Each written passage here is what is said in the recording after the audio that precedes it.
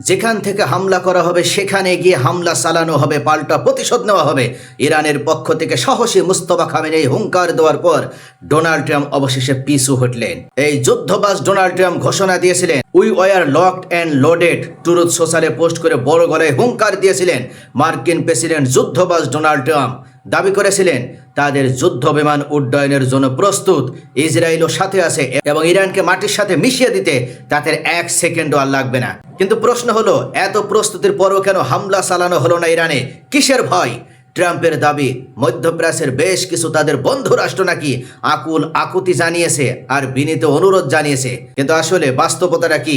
মধ্যপ্রাচ্যের এই ভণ্ড দালাল মুনাফিক রাষ্ট্রগুলোর অনুরোধ নাকি ইরানের হাই অ্যালার্ট ডিটারেন্স, যেটা দেখেই ডোনাল্ড ট্রাম্পের ভয় শুরু হয়ে গেছে, কম্পন শুরু হয়ে গেছে। 500 হাইপারসনিক মিসাইলের প্রস্তুতির কথা শুনে কি ডোনাল্ড ট্রাম্প তাহলে শেষ পর্যন্ত ব্যাকফুটে চলে গেল? এতদিন নিজেদেরকে সুপার পাওয়ার হিসেবে দাবি করা সেই রাষ্ট্র আজকে একের পর এক মিথ্যা কথা বলে যাচ্ছে। আজকে আমরা বিশ্লেষণ করব জিও পলিটিক্সের সেই চরম নাটকীয় মোড়, যেখানে ট্রাম্পের ফাঁকা বুলি আর আরব শাসকদের মেরুদণ্ডহীন ডিপ্লোম্যাসিকে দুমড়ে মুচড়ে দিয়েছে ইরানের একক সাহসী এই সিংহ জাতি।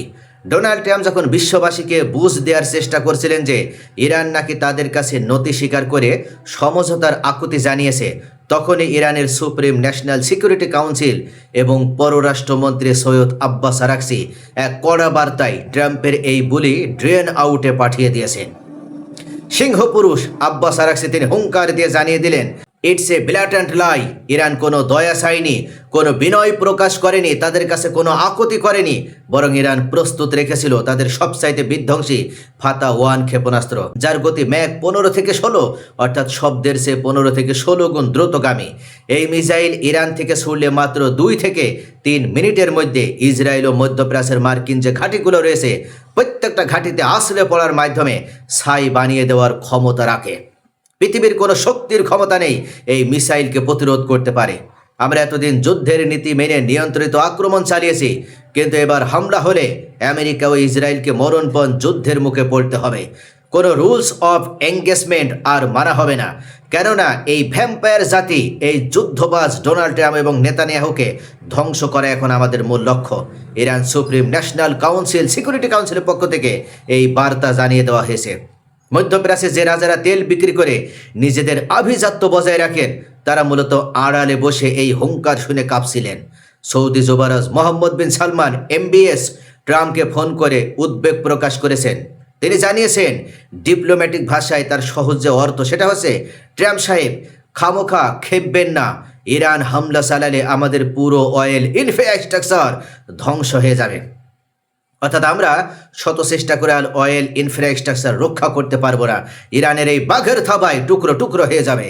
ইরান সাফ জানিয়ে দিয়েছে, ভূমধ্যসাগর হোক বা হরমুজ প্রণালী, মধ্যপ্রাচ্যের যেখান থেকেই ইরানে আঘাত আসবে সেখানকার তেল ও গ্যাস ক্ষেত্র সম্পূর্ণ ছাই করে দেওয়া হবে। ফল হলো 2 থেকে 3 দিন আগে যে ব্রেন্ট ক্রুড তেলের দাম 81 থেকে 84 ডলারে ঘোরাফেরা করছিল, ইরানের এই হুঙ্কারের পরেই খবর ছড়াতে এটা লাফিয়ে 90.12 ডলারে পৌঁছে গেল। ওয়েস্ট টেক্সাস ইন্টারমিডিয়েট বেড়ে দাঁড়িয়েছে 84.67 ডলারে। তেলের বাজার এবং বিশ্ব অর্থনীতির এই চরম আঘাত সামলানোর কোনো কৌশলে মার্কিন প্রশাসনের কাছে আর নেই। অর্থাৎ ইরানের হুমকির মুখেই মূলত ডোনাল্ড ট্রাম্পের প্যান্ট খুলে গেল, লুঙ্গি খুলে গেল। সবচেয়ে নাটকীয় সত্যটি বের হয়ে এসেছে আমেরিকান সেন্টকম ও ইউরোপিয়ান কমান্ডের ইউকমের ভেতর থেকেই। ইউরোপীয় কমান্ডার জেনারেল অ্যালেক্সিস গ্রেকোভিচ পেন্টাগনকে স্পষ্ট ভাষায় জানিয়ে দিয়েছেন, তিনি এই মুহূর্তে আসল তথ্যটি প্রকাশ করে ডোনাল্ড ট্রাম্পকে উল্লেখ করেছেন, আমরা একই সাথে ইসরায়েল এবং আমেরিকা 2 ফ্রন্টকে কিন্তু ব্যাকআপ দেওয়ার মতো অবস্থায় নেই। অর্থাৎ যদি চতুর্দিক থেকে আক্রমণ আসে আমরা রক্ষা করতে পারবো না, আমাদের উইপন আর্সেনাল বা অস্ত্রাগার প্রায় খালি। ভূমধ্যসাগরে ইসরায়েলকে বাঁচাতে আমাদের অন্তত আরও একটি ডেস্ট্রয়ার প্রয়োজন, যা এই মুহূর্তে সরবরাহ করাও আমাদের দ্বারা অসম্ভব। ইউরোপীয় ইউনিয়নের ইতিমধ্যে চরম ভয় সৃষ্টি হয়েছে, কেননা পোল্যান্ডে ইতিমধ্যে রাশিয়া আক্রমণ করেছে, তাই তারা সম্পূর্ণভাবে এই মধ্যপ্রাচ্যের দিকেও তাদের নজর দিতে পারছে না। চিন্তা করুন, যাদের অস্ত্রাগার খালি হয়ে গেছে, যারা মাত্র 10 বছর আগের প্রযুক্তির ইরানি ড্রোন ও মিসাইল ঠেকাতেই হিমশিম খাচ্ছে, তাদের মুখে লকড অ্যান্ড লকেট এর মতো ফাঁকা বলি কতটা হাস্যকর শোনায়। আমেরিকাও তাদের দোসররা ভেবেছিল সরকার পরিবর্তন করবে, ইসলামিক শাসন ব্যবস্থা ছুঁড়ে ফেলে দেবে, পারমাণবিক স্থাপনা ধ্বংস করে দেবে, টুকরো টুকরো করে দেবে। কিন্তু আজ তারা নিজেদের সামরিক ঘাঁটিগুলোর অস্তিত্বই তারা বাঁচানোর জন্য লড়াই চালিয়ে যাচ্ছে। ইরানের সিংহদের আক্রমণে তাদের নিজেদের ঘাঁটিরই 12টা বেজে যাচ্ছে। ইরান এবার এক ঢেলে 2 পাখিও মারল। তারা একদিকে দেখিয়ে দিয়েছে আমেরিকান সামরিক শক্তির আসল ভঙ্গুরতা কোথায়, আর অন্যদিকে মধ্যপ্রাচ্যের যেসব শাসক আমেরিকার দাসত্ব করে তাদের বুঝিয়ে দিয়েছে যে ইরানের মিসাইলের সামনে আমেরিকান প্রতিরক্ষা ব্যবস্থা শুধুই একটা কাগজি বাঘ। যারা যতই নিজেদেরকে বড় কোনো শক্তিশালী রাষ্ট্র হিসেবে প্রমাণ করুক, তাদের সেই সক্ষমতা নেই ইরানের আক্রমণ ঠেকানোর মতন। আমেরিকা সত্যি কোনো দুঃসাহস যদি দেখাতো, তবে এবার আর যুদ্ধ শুধু মধ্যপ্রাচ্যে সীমাবদ্ধ থাকতো না। পেট্রো ডলারের রাজত্ব শেষ হয়ে জ্বালানি লেনদেন চিরতরে ইউয়ানে রূপান্তর হতো। ইতিমধ্যে ইরান উল্লেখ করেছে হরমুজ প্রণালীতে তারা যে টোল গ্রহণ করছে সেটা সম্পূর্ণভাবে ইউয়ানে প্রদান করতে হবে। শুধু এটাই নয়, তুরস্ক ইতিমধ্যে ডলারের মুখে লাথি মারা শুরু করে দিয়েছে। তারা আমেরিকার F-35 যুদ্ধ বিমানের প্রতি আর কোনো আগ্রহ দেখাচ্ছে না। তারা F-35 এর প্রতিদ্বন্দ্বী J-35 যুদ্ধ বিমান, যেটা 5ম প্রযুক্তির এই চীনা অত্যাধুনিক যুদ্ধ বিমান ক্রয়ের জন্য তারা এবার ইউয়ানে অর্থ পরিশোধ করতে চেয়েছে।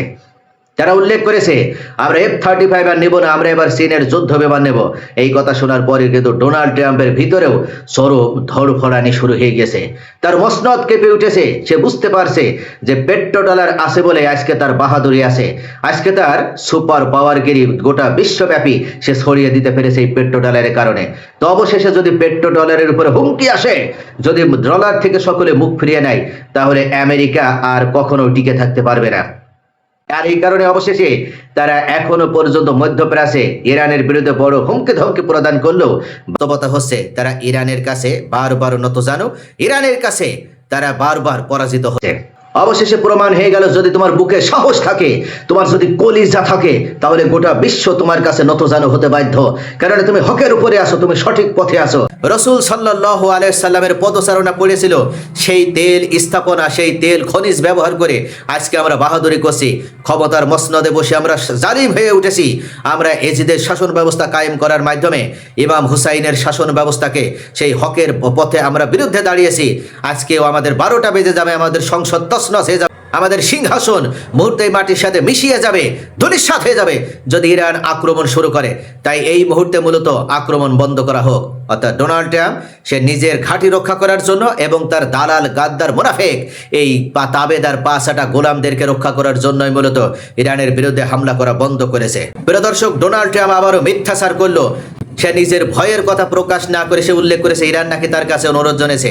তা আপনাদের কি মনে হয়, ইরান কি সত্যি তার কাছে অনুরোধ জানিয়েছে যুদ্ধ বন্ধের জন্য, নাকি ইরানের প্রস্তুতি, ইরানের ডিটারেন্স, এমনকি ইরানের 500 মিসাইলের হুমকি দেখে, ইরানের প্রস্তুতি দেখে সে রণে ভঙ্গ দিতে বাধ্য হয়েছে? আপনাদের মূল্যবান মতামত কমেন্টে জানান। ভিডিওটি ভালো লাগলে লাইক, কমেন্ট, শেয়ার করে পাশেই থাকুন।